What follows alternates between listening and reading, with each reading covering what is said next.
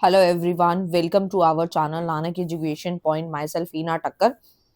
और आज हम अब आप लोगों के लिए लेकर आए हैं ऑर्गेनाइजेशनल बिहेवियर का इम्पोर्टेंट क्वेश्चन बोलो, क्वेश्चन बैंक बोलो, या फिर गेस्ट पेपर पीवाईक्यू कुछ भी बोलो। बट ये आपका most most most important question है।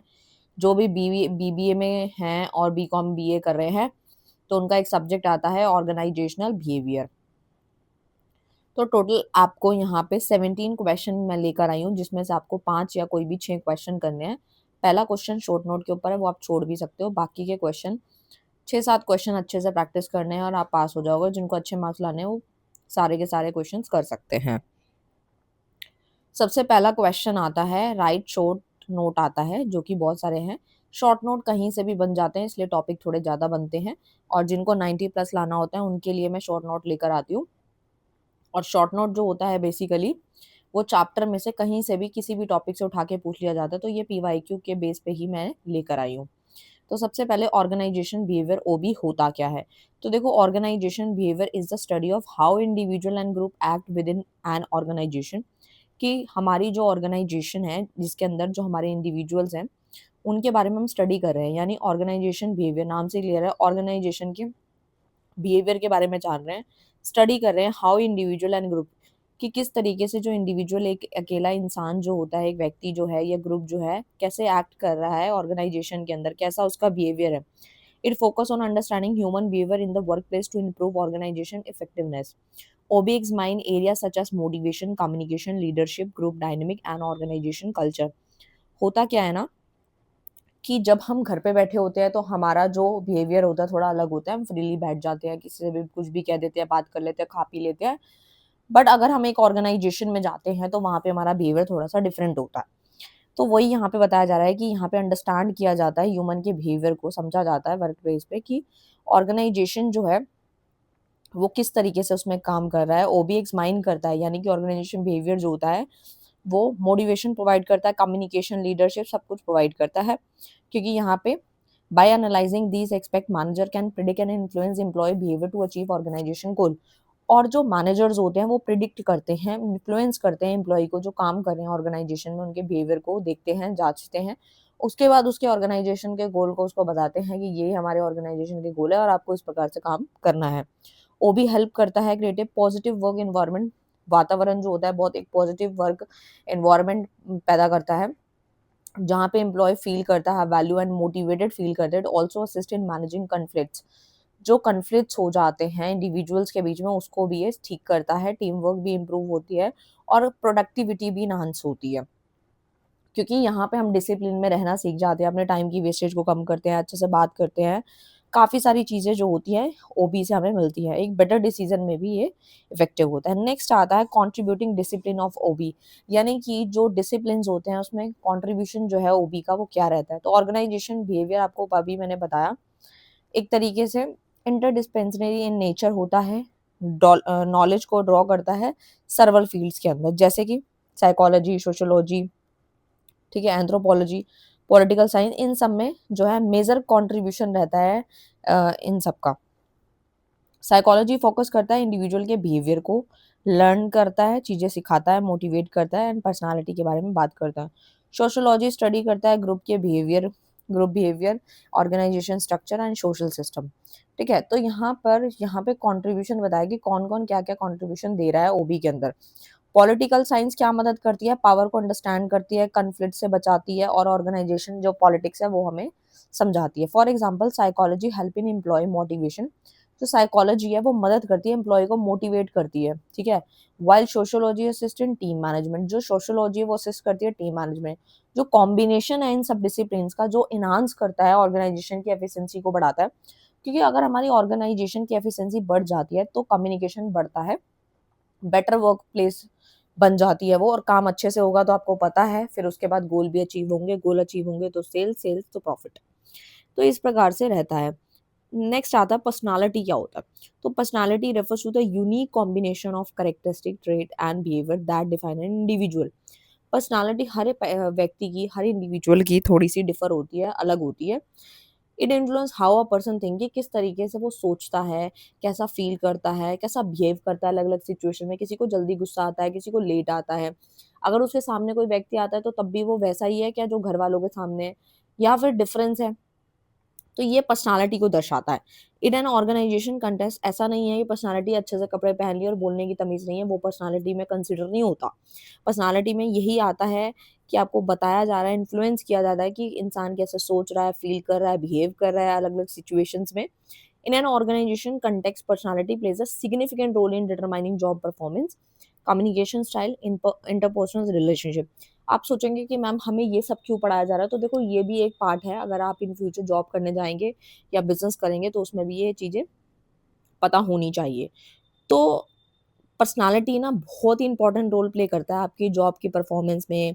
अगर आपके कम्युनिकेशन के स्टाइल में आप कैसे किसी से बात कर रहे हैं, पोलाइटली वे में बात कर रहे हैं या गुस्से में बात कर रहे हैं, इंटरपर्सनल रिलेशनशिप भी बनाता है ये।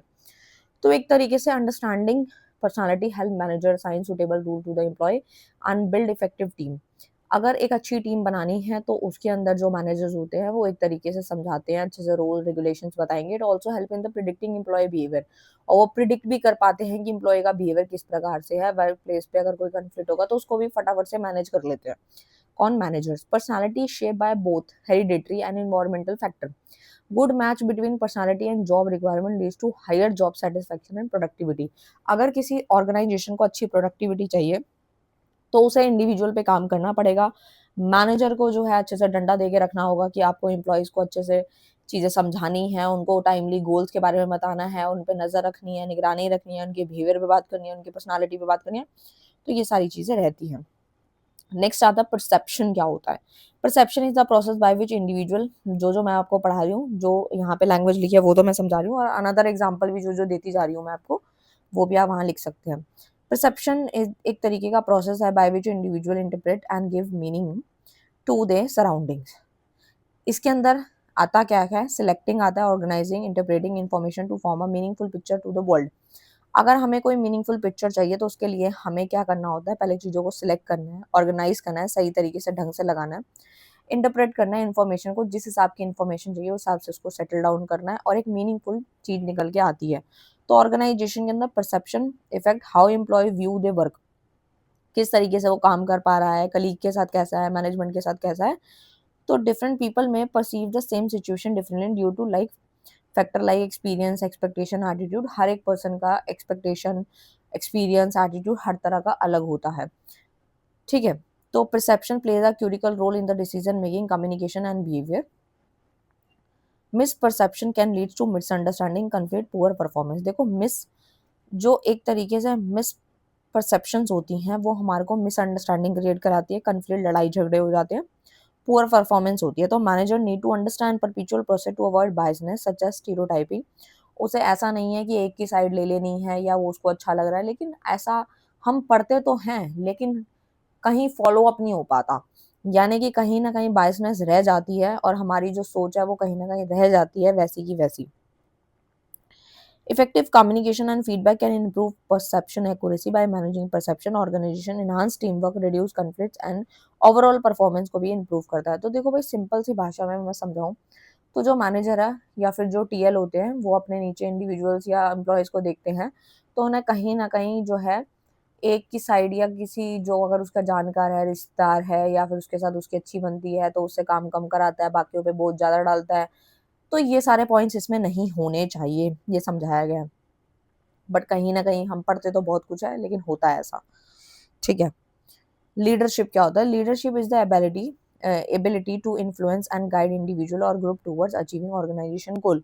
हम घूम फिर के क्या पढ़ रहे हैं? ऑर्गेनाइजेशन के गोल, और एक्चुअल में हम इसीलिए पढ़ रहे हैं क्योंकि देखो अगर बिहेवियर अच्छा है, हम अच्छे से कम्युनिकेट कर पा रहे हैं, मोटिवेटेड भी है एम्प्लॉयी, मैनेजर भी अच्छे से काम कर रहा है, अच्छे से समझा रहा है, हमें मोटिवेट कर रहा है, गाइड कर रहा है, तो ऑर्गेनाइजेशन के गोल क्यों नहीं अचीव होंगे? तो लीडरशिप वही है, it involve setting a vision, motivating employ, ensuring effective communication. एक इफेक्टिव कम्युनिकेशन का होना, एम्प्लॉय को मोटिवेट करना, और एक सामने एक विजन जो सिलेक्ट होता है ना, वो हमारे सारे टारगेट अचीव करा देता है।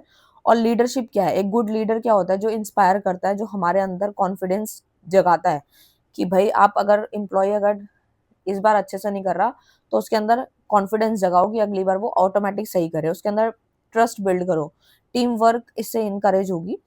तो ये सारे पॉइंट्स आप बना बना के, वही सारे हैं पैराग्राफ है, आप बना के लिख सकते हैं। क्वालिटीज क्या है गुड लीडर की? Good leader possess several quality that help in guiding and motivating other. एक तरीके से ऐसी क्वालिटी होनी चाहिए गुड लीडर के अंदर जो कि गाइड भी करे और मोटिवेट भी करे दूसरों को। खुद तो मोटिवेट होगा तभी तो दूसरों को करेगा ना। अ गुड की क्वालिटी इंक्लूड्स आता है communication, integrity, confident decision making ability. A leader should be honest and ethical to gain the trust of employee. देखो भाई, सिंपल सी कहने की बात है कि जब गुड लीडर जो होगा उसके अंदर खुद कॉन्फिडेंस हो, सारी चीजें बढ़िया हो, तो वो एम्प्लॉय के अंदर भी क्या करता है, एक डिसीजन मेक की एबिलिटी जगा देता है और एक तरीके से ट्रस्ट उसका बन जाता है। ठीक है, इस तरीके से आप लिख सकते हैं। A good leader is adaptable and open to change which is essential in dynamic business environment. They should also be a visionary, setting clear goals and inspiring other to achieve them. Problem solving skills उसके अंदर होनी चाहिए। ऐसा नहीं है कि pressure आया और वो फिर परेशान होकर खुद बैठ गया और आगे जो है वो गुस्सा करता जा रहा है और काम नहीं कर पा रहा है। तो ये सारे पॉइंट्स नहीं होने चाहिए। नेक्स्ट आता है ग्रुप डायनेमिक्स। क्या होता है group dynamic? Refers to the study how individual interact and behave with in a group. कि भाई इंडिविजुअल कैसे इंटरैक्ट कर रहे हैं, एक दूसरे से बातचीत कर रहे हैं, बिहेव कैसे कर रहे हैं ग्रुप के अंदर, वो ग्रुप डायनेमिक है, नाम से ही क्लियर है। It focus on group formation, structure, role, communication, decision making process. एक तरीके से ग्रुप डायनेमिक इसलिए बनाया गया है ताकि ग्रुप की जो फॉर्मेशन है उस पर फोकस किया जा सके, किस तरीके से स्ट्रक्चर बनाया गया, क्या क्या कम्युनिकेशन हो रही है आपस में इंडिविजुअल्स के बीच में और कौन कौन से डिसीजन लिए जा रहे हैं। Manager needs to understand group behavior to create effective team and achieve organization goal by promoting। देखो भाई, घूम फिर के मैनेजर पे बात आ रही है क्योंकि जो मैनेजर है उसको ज़रूरत है चीज़ों को समझने की, उसको ग्रुप के बिहेवियर को समझना चाहिए और एक इफेक्टिव टीम जो है वो क्रिएट करनी चाहिए और ऑर्गेनाइजेशन के गोल अचीव कराने में मदद करवानी चाहिए। ठीक है, और मैनेजर जो है नीड टू अंडरस्टैंड, उसको अंडरस्टैंड करना चाहिए कि ग्रुप का बिहेवियर जो है किस तरीके से सही तरीके से क्रिएट करना है और ट्रस्ट, कम्युनिकेशन, म्यूचुअल रिस्पेक्ट को बरकरार रखना है। नेक्स्ट आता है स्ट्रेस मैनेजमेंट। ये तो नाम से ही क्लियर है, स्ट्रेस मैनेजमेंट। आजकल हर छोटी बात पे बच्चे को भी पूछो, स्कूल के होमवर्क की वजह से भी उसको स्ट्रेस हो जाता है। तो सोचो कंपनी में जो पूरा दिन काम करते हैं, 8 से 10-12 घंटे काम करते हैं, उनको कितना स्ट्रेस होता होगा। Stress management refers to the technique and strategy use to control and reduce stress level. मैंने तो आजकल ऐसा देखा है कि लाइक स्ट्रेस की वजह से लोग सिगरेट्स पी रहे हैं। ठीक है, कि उससे थोड़ा जो भी उनका स्ट्रेस है वो रिलीज हो जाएगा। तो ऐसा उन्हें लगता है। Stress management refers to the technique, but वो सिगरेट हमारे लिए बहुत हार्मफुल है, हमें पीनी तो नहीं चाहिए, बट हमारे माइंड में ये सेट है कि भाई हम पी के थोड़ी शांति मिल जाती है, तो लोग जो कॉर्पोरेट वाले होते हैं वो उसे लेते हैं स्ट्रेस को मैनेज करने के लिए। तो स्ट्रेस मैनेजमेंट मेरे को अभी याद आया एकदम से, एग्जांपल तो मैंने आपको दिया। Stress management refers to the technique and strategy use to control and reduce stress level in organisation. Stress can arise due to workload. वही घूम फिर के बात आ गई, मैं जो एग्जांपल दे रही हूँ वही सारे टॉपिक में आएंगे, आपको देखने को मिलेंगे। अब इसके अंदर क्या है कि वर्कलोड ज्यादा होने की वजह से कोई डेडलाइन आ गई, कोई जॉब की इनसिक्योरिटी आ गई कि जॉब जा सकती है, या ऐसा कुछ इंटरपर्सनल कन्फ्लिक्ट्स हो गए किसी के साथ कंपनी में, कलीग वगैरह के साथ, तो वो स्ट्रेस हो जाता है उस केस में। It not manage properly, stress can negatively effect employ की हेल्थ पे भी ये असर डालता है, प्रोडक्टिविटी पे, जॉब सेटिस्फेक्शन पे भी। तो एक तरीके से अगर हम इसको सही टाइम पे मैनेज नहीं करते तो ये बढ़ जाता है।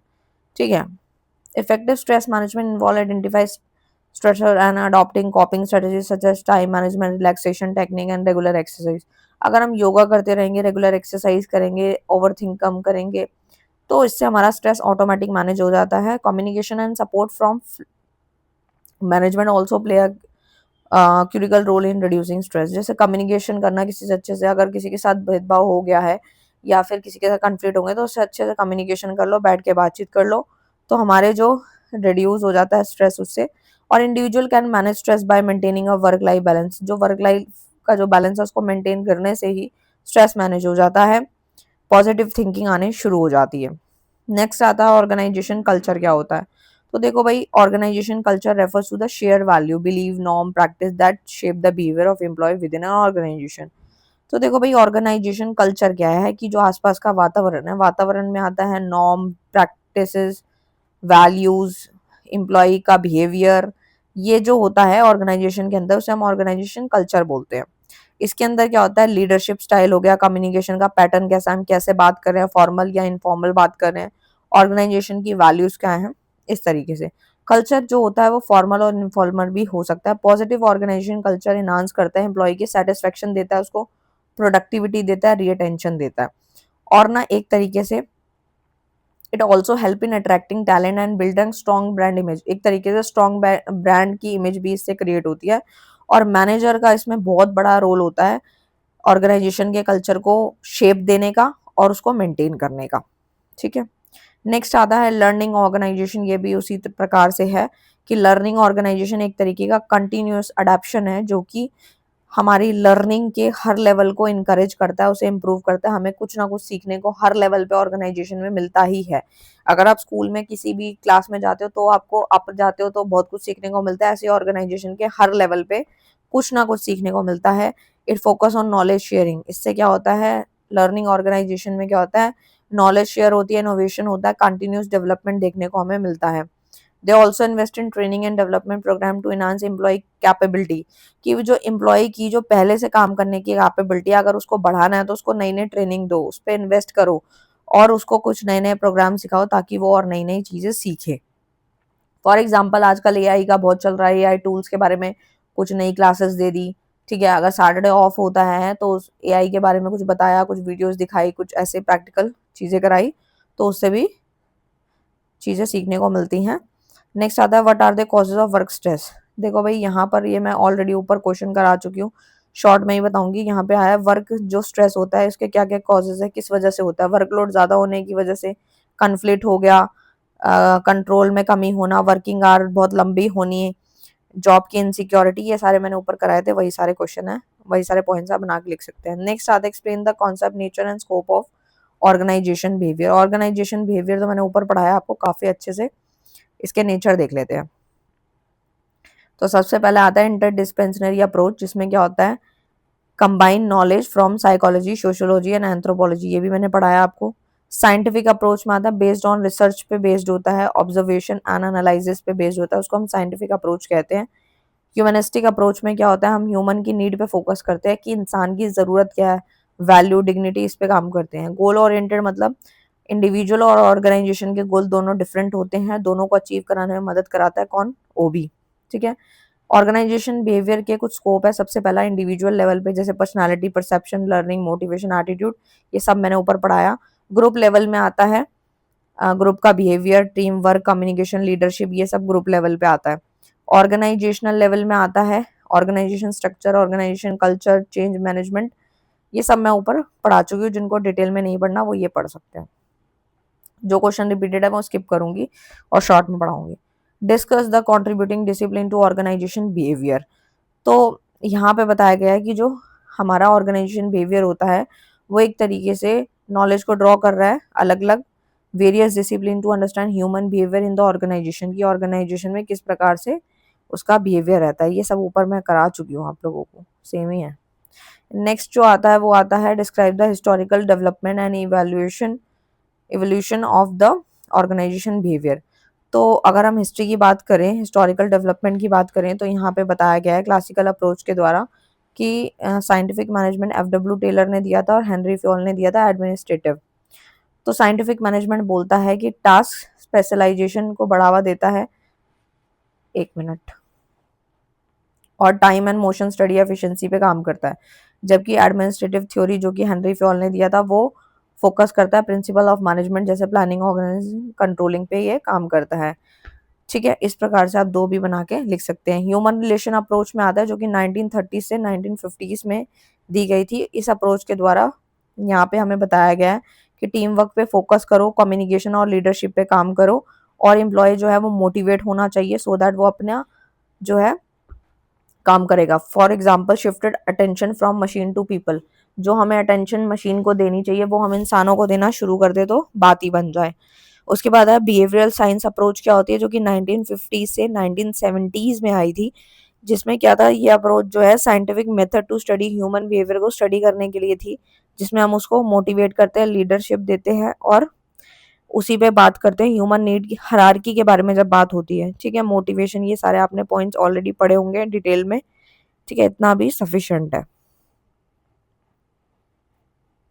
ये सारे वही हैं, ग्रुप लेवल सेम ऑर्गेनाइजेशन ऊपर पढ़ाया मैंने आपको। नेक्स्ट क्वेश्चन आता है डिफाइन द पर्सनालिटी। पर्सनालिटी में मैंने ऊपर आपको पढ़ा दिया है, ठीक है। परसेप्शन एक बार देख लेती हूँ, कुछ क्वेश्चन रिपीटेड भी हैं।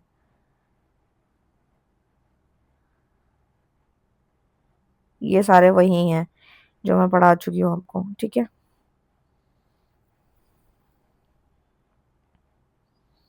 पर्सनालिटी, परसेप्शन, यह है आपका explain perpetual selectivity and perpetual organisation in the detail. तो यहाँ पर जो है ये हमें क्या पढ़ाया जा रहा है, परपेचुअल सिलेक्टिविटी। तो perpetual selectivity refers to the process by which individual choose certain stimuli for the attention while ignoring other. यानी कि इसमें बोला गया है, एक तरीके से समझाया गया है कि since a person is exposed to large amount of information at any given time, it not possible perceive everything.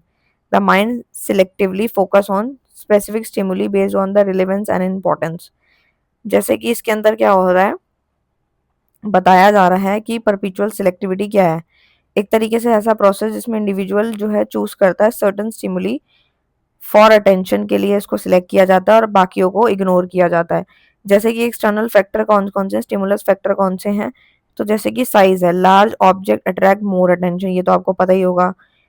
And difference from background हो गया, moving object are notice easily, जो मूव कर रहे होते हैं वो जल्दी नोटिस होते हैं। इंटरनल फैक्टर में आता है जैसे नीड क्या है, मोटिव क्या है, इंटरेस्ट, एक्सपेक्टेशन, एक्सपीरियंस, ये सब आता है इसमें, ठीक है।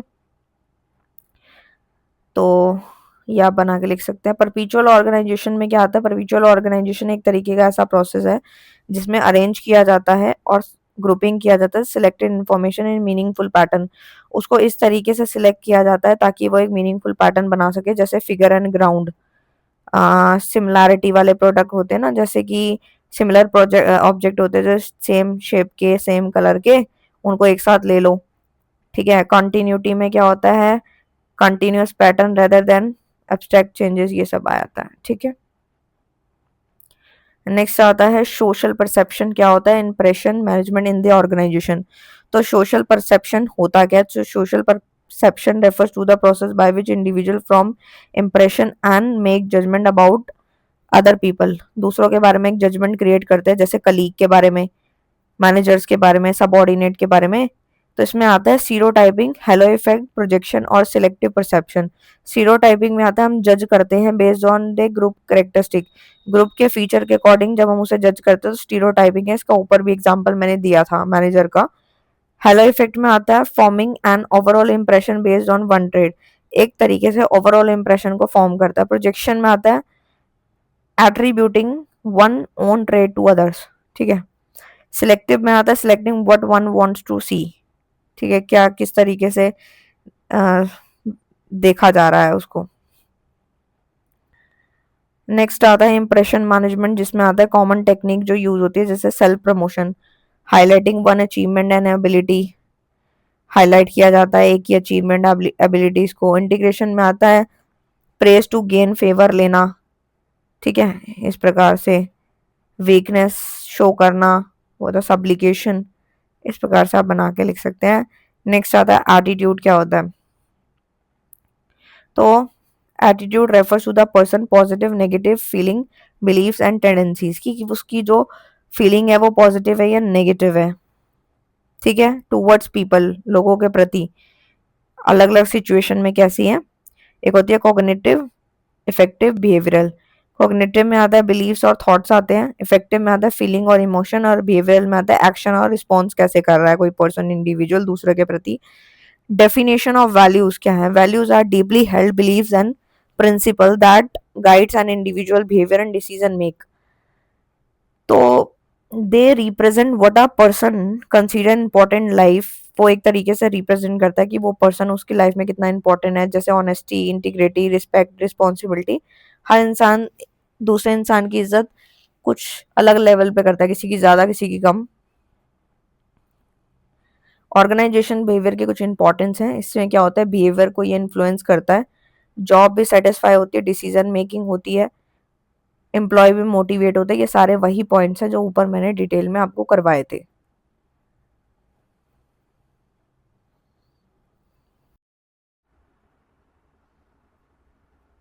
तो अब हम जो है अपना नेक्स्ट क्वेश्चन देखेंगे कि हमारा नेक्स्ट क्वेश्चन कौन सा वाला है। ठीक है, तो यहाँ पर जो आता है हमारे जो क्वेश्चन, एक मिनट।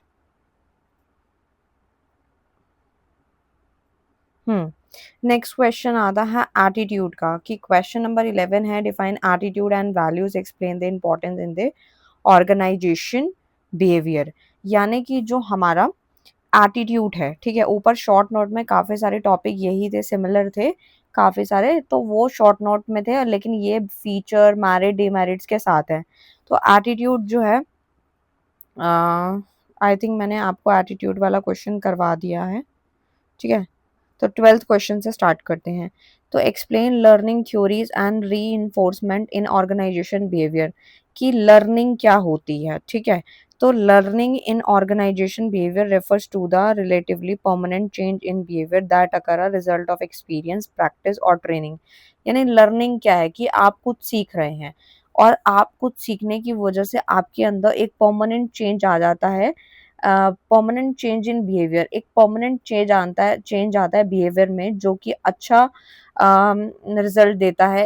रिजल्ट ऑफ एक्सपीरियंस हो गया, आपको अच्छा एक्सपीरियंस हो जाता है, अच्छी प्रैक्टिस आप कर पाते हैं, अच्छी ट्रेनिंग से आप कुछ सीख पाते हैं। It help employees acquire new skills, knowledge and attitude, improving the performance and adaptability. कि हम कुछ अगर सीखते हैं तो जो चीज़ हमें नहीं आती है तो वो हम सीख जाते हैं, फिर हमारा बिहेवियर, एक्सपीरियंस, प्रैक्टिस, ट्रेनिंग में बहुत सारे चेंजेस देखने को मिलते हैं।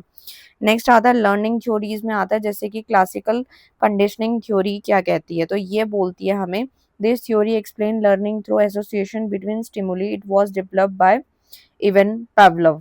यानी कि फॉर एग्जाम्पल, मैं एक एग्जाम्पल से इसको समझाती हूँ। इस लर्निंग थ्योरी को नाम से ही समझ में आ रहा है कि लर्निंग थ्योरी है, इससे हम कुछ सीख रहे हैं। एम्प्लॉय में feel motivated when certain rewards are associated with specific task.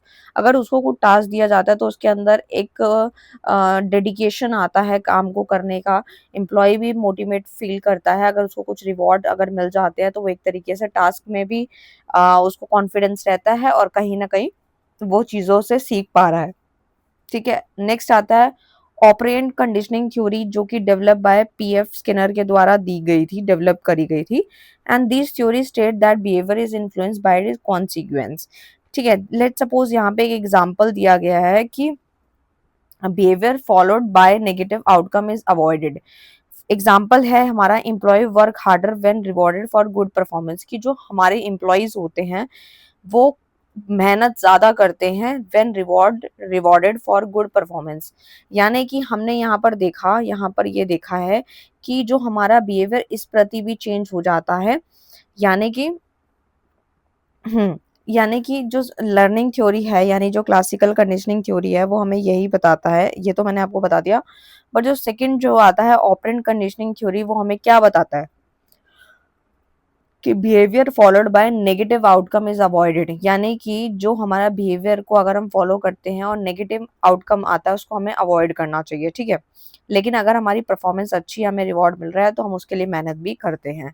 Social learning theory क्या बताती है, employ learn skill by observing experience colleagues और मैनेजर।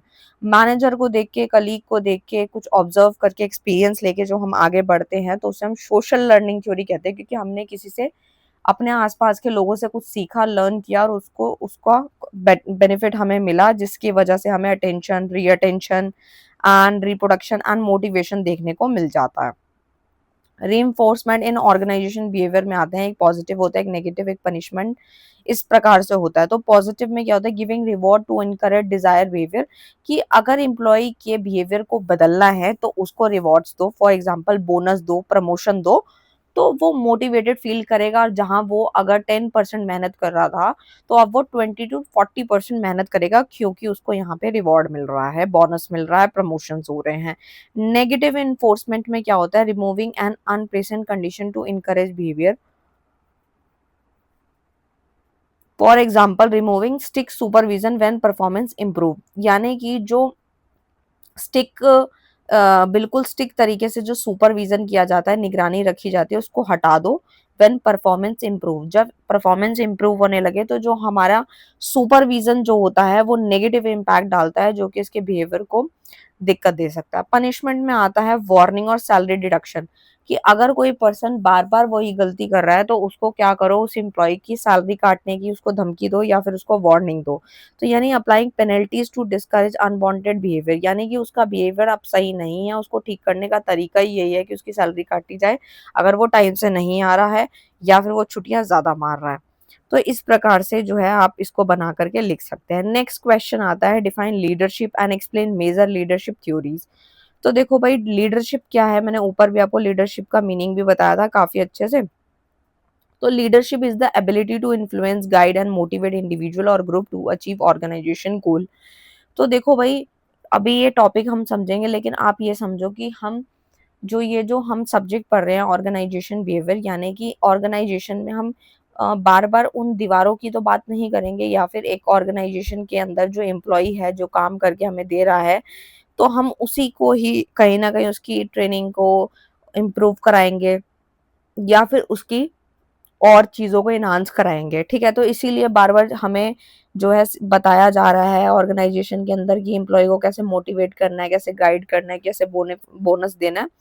तो अब जो लीडरशिप की जो डेफिनेशन है वो यही है कि एक तरीके की एबिलिटी है जिसमें हम इन्फ्लुएंस करते हैं, गाइड करते हैं, मोटिवेट करते हैं। किसको करते हैं? इंडिविजुअल्स को और ग्रुप को, ताकि वो हमारे ऑर्गेनाइजेशन के गोल को अचीव कर पाए। अगर हमने ऑर्गेनाइजेशन के अंदर ये गोल सेट करा है कि हमारा प्रॉफिट जो है पहले के अकॉर्डिंग 50% ज्यादा आना चाहिए, तो वो कैसे आएगा? बोलने से नहीं आएगा। हमें एम्प्लॉय को उस काबिल बनाना पड़ेगा, उस हिसाब से गाइड करना पड़ेगा, इन्फ्लुएंस करना पड़ेगा, मोटिवेट करना पड़ेगा, उसको बोनस देना पड़ेगा, सो दैट ही वो हमारे को ऑर्गेनाइजेशन के गोल अचीव करवाने में मदद करेगा। A leader direct the effort of employees, build vision and ensure coordination. और ये काम अकेले नहीं होता, जो ऑर्गेनाइजेशन में अलग अलग इंडिविजुअल अलग अलग डिपार्टमेंट में काम कर रहे हैं उनका कोऑर्डिनेशन भी होना मस्ट है।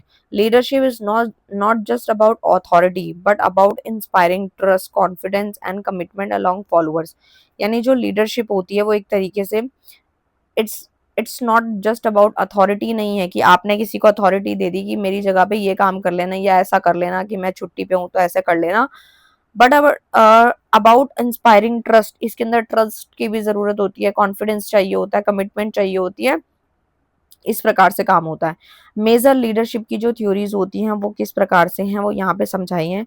इनबॉर्न क्वालिटी और ट्रेड दैट मेक इफेक्टिव, जैसे ट्रेड में क्या आता है, इंक्लूड में इंटेलिजेंस आता है, confidence, integrity and communication skills आते हैं। Focuses on leaders are born not made, यानी लिमिटेशन इसकी बुराई क्या है?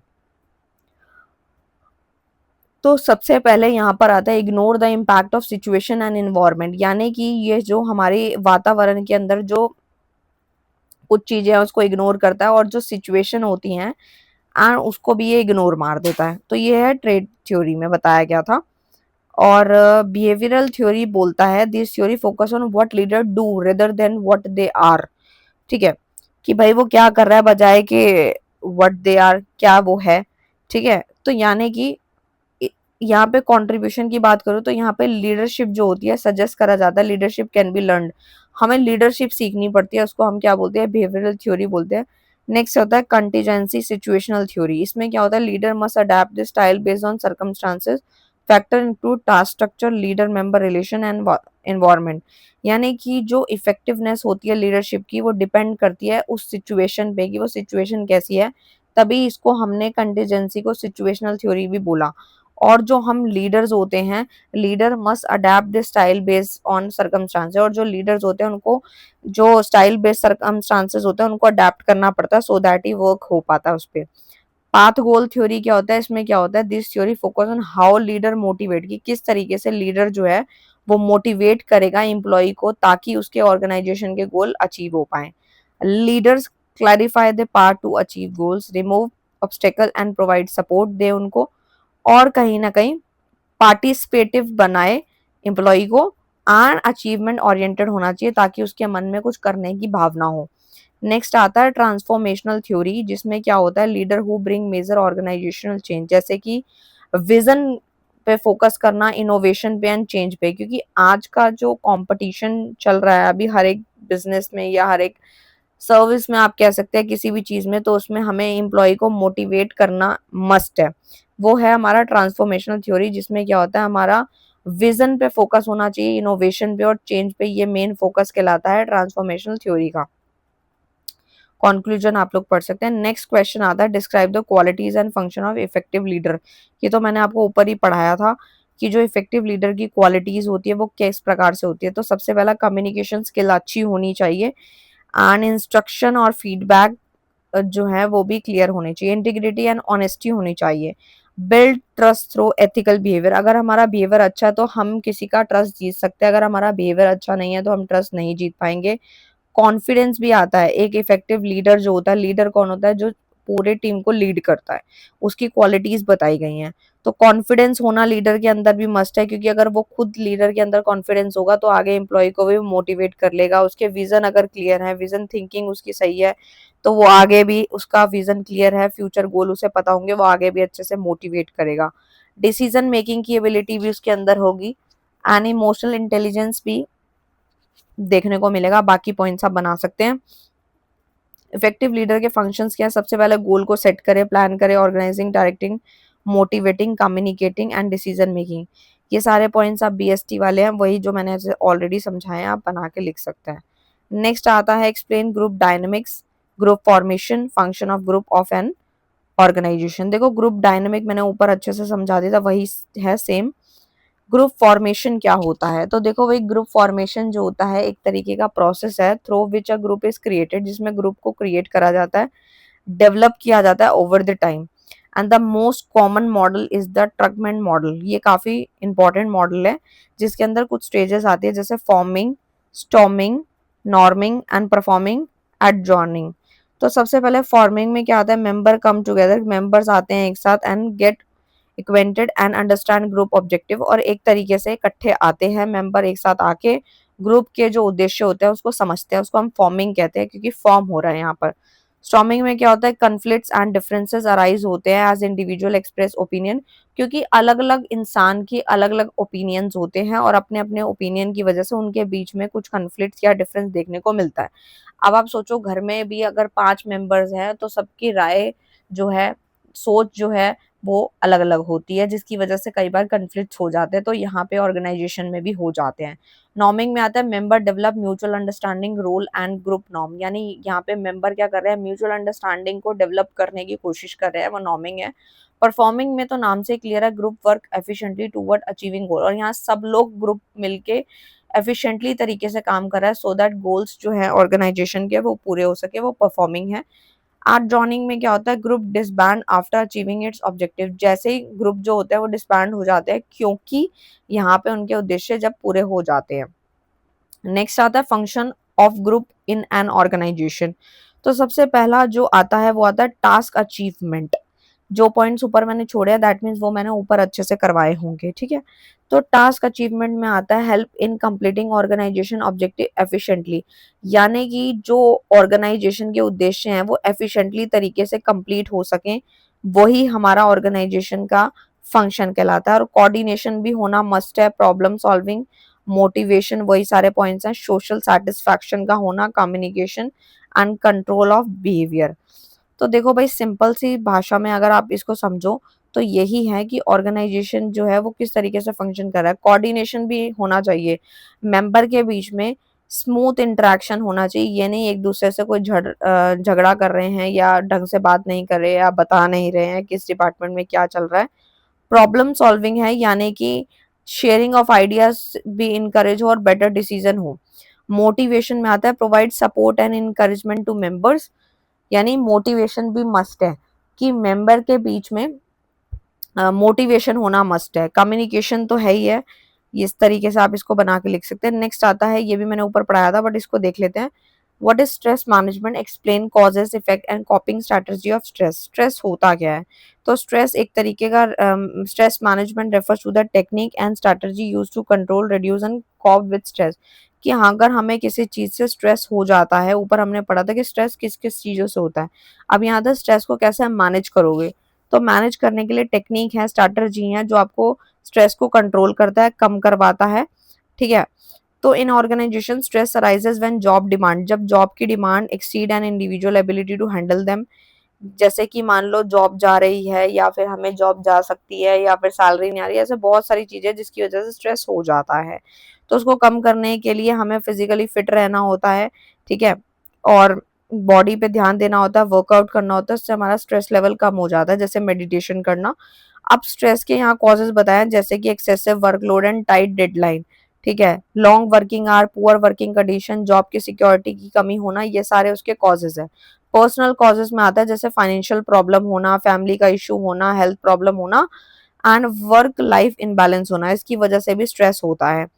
इन्वायरमेंटल कॉजेज में आता है इकोनॉमिक इंस्टेबिलिटी हो गई, टेक्नोलॉजी में कोई बदलाव आ गया कि पहले चेंज नहीं था अब एकदम से चेंज आ गया, सोशल कोई सोसाइटी का, समाज का कोई प्रेशर आ गया जिसकी वजह से स्ट्रेस अराइज हो गया। अब इसका इफेक्ट क्या होता है, इंडिविजुअल इफेक्ट क्या होता है, सबसे पहले एंग्जाइटी होने लगती है, डिप्रेशन में इंसान चला जाता है, ओवर थिंक करता है, फिर स्ट्रेस ज्यादा ले लेता है, फ्रस्ट्रेशन होने लगती है, पुअर हेल्थ, सर में दर्द रहता है, फटीगनेस होती है, ब्लड प्रेशर भी हमारा हाई हो जाता है। तो और कंसंट्रेशन कम हो जाता है, परफॉर्मेंस भी कम हो जाती है पहले के अकॉर्डिंगली, और ये स्ट्रेस के इफेक्ट्स हैं। ठीक है, नेक्स्ट आता है ऑर्गेनाइजेशन इफेक्ट। क्या है कि अगर ऐसी कोई समस्या आ रही है किसी इंडिविजुअल में तो उससे ऑर्गेनाइजेशन में क्या असर आ रहा है, तो प्रोडक्टिविटी उतनी नहीं होगी जितनी होनी चाहिए, ठीक है, हाई एब्सेंटीज देखने को मिलेंगे, छुट्टियां ज्यादा होंगी, पुअर जॉब सेटिस्फैक्शन होगा और कन्फ्लिक्ट्स भी ज्यादा होंगे, लड़ाई झगड़े ज्यादा होंगे। कॉपिंग स्ट्रेटजी ऑफ स्ट्रेस में आता है, इंडिविजुअल स्ट्रेटजी की बात करूँ तो हमें क्या करना चाहिए, टाइम को सही मैनेज करना चाहिए, रेगुलर एक्सरसाइज करनी चाहिए, हेल्दी लाइफस्टाइल होना चाहिए, मेडिटेशन, रिलैक्सेशन, ये सारे मैंने बताया, अच्छा पॉजिटिव सोचना है, ओवर थिंक नहीं करना, और वर्क लाइफ बैलेंस को मेंटेन करना है। अच्छा, ऑर्गेनाइजेशन स्ट्रेटजी क्या बताई गई है, तो वो बताई गई है provide a healthy work environment, हमारा जो वातावरण है वो बिल्कुल हेल्दी वर्क को प्रोवाइड करे, वर्कलोड रिड्यूस हो जाए पहले के कंपैरेटिवली, ज्यादा स्ट्रेस नहीं लेना, काम ज्यादा करना है, स्ट्रेस कम लेना है।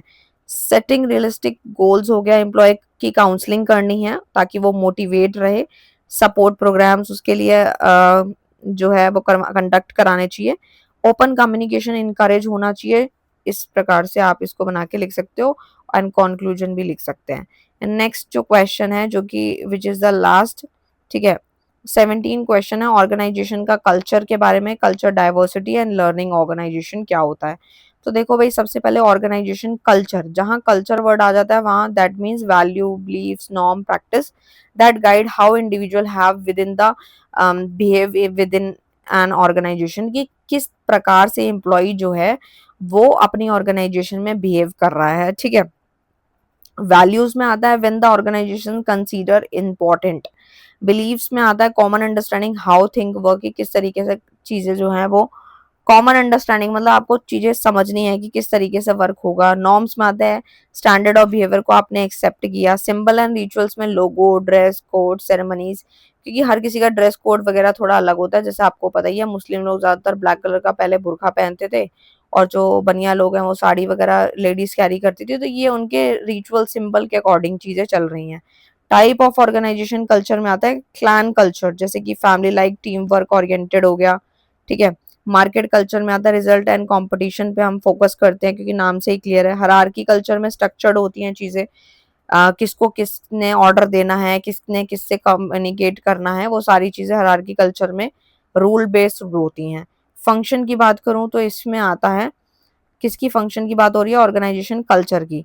तो यहाँ पर सबसे पहला आता है फंक्शन में create a sense of identity create करनी होती है, कमिटमेंट जो होती है अमंग एम्प्लॉय उसको प्रमोट करता है, behaviour guide behaviour and decision make करने में मदद मिलती है।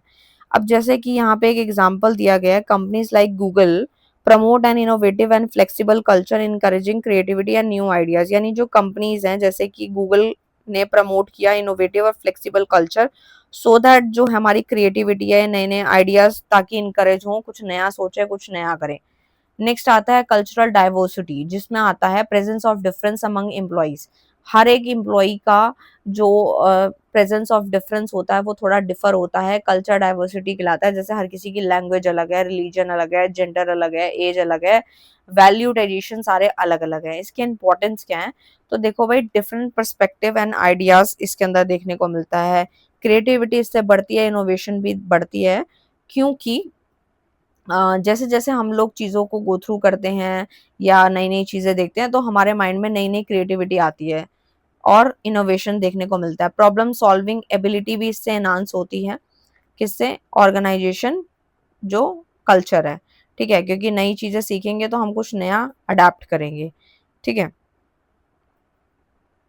तो कहाँ थी मैं? हाँ, तो इसमें चैलेंजेस क्या-क्या आते हैं, तो सबसे पहले कम्युनिकेशन में बैरियर आ जाता है, कॉन्फ्लिक्ट्स भी हो जाते हैं, मिसअंडरस्टैंडिंग भी हो जाती है इंडिविजुअल्स के बीच में। स्टीरियोटाइपिंग तो आपको पता है, लोगों की सोच जो है उसमें कहीं न कहीं भेदभाव देखने को मिलता है, इस प्रकार से है। लर्निंग ऑर्गेनाइजेशन में आता है, learning organisation is one that continuously learn, कि आप कंटिन्यूअसली कुछ ना कुछ सीख रहे हैं, आप रुक नहीं रहे, आप सीखते जा रहे हैं, चीज़ों को अडैप्ट भी कर रहे हैं और अपनी नॉलेज को डे बाय डे इम्प्रूव कर रहे हैं, ठीक है।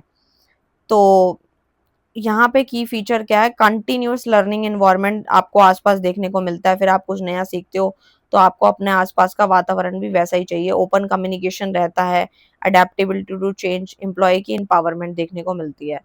नेक्स्ट आता है 5 डिसिप्लिन ऑफ लर्निंग ऑर्गेनाइजेशन, जिसमें आता है system thinking, personal, mental, shared and team learning. तो सिस्टम थिंकिंग में आता है अंडरस्टैंडिंग द होल सिस्टम, कि आप पूरे सिस्टम को समझ रहे हो, तो उसे बोलते हैं सिस्टम थिंकिंग, आप सोच रहे हो, विचार रहे हो।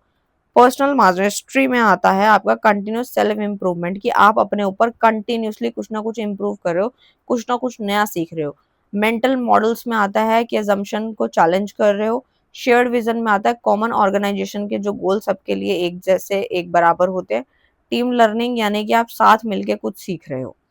बेनिफिट्स क्या होते हैं इसके, तो सबसे पहले इनोवेशन देखने को मिलता है, एम्प्लॉय सेटिस्फाई होता है, वही सारे पॉइंट्स आप बना बना के लिख सकते हैं। ऑर्गेनाइजेशन की परफॉर्मेंस भी इनहांस होती है और एनवायरमेंटल चेंज भी यहाँ देखने को मिलता है।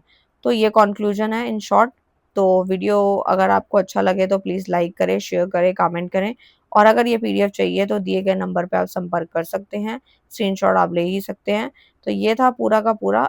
एक्चुअल में इसमें कुछ टॉपिक ऐसे थे जो शॉर्ट नोट में भी थे और लॉन्ग में भी थे, बट दोनों में डिफरेंस है, वहाँ पे पैराग्राफ में थे और यहाँ पे फीचर, मेरिट, डीमेरिट काफ़ी कुछ था जो मैंने आपको अच्छे से एक्सप्लेन करा, ठीक है। सो मैंने सब कुछ करवा दिया है आप लोगों को, अगर कोई टॉपिक रह गया है तो समझ लेना कि वो मैंने ऊपर करवा दिया था, बाकी मैंने सब करा दिया। All the best for your exam, thank you so much.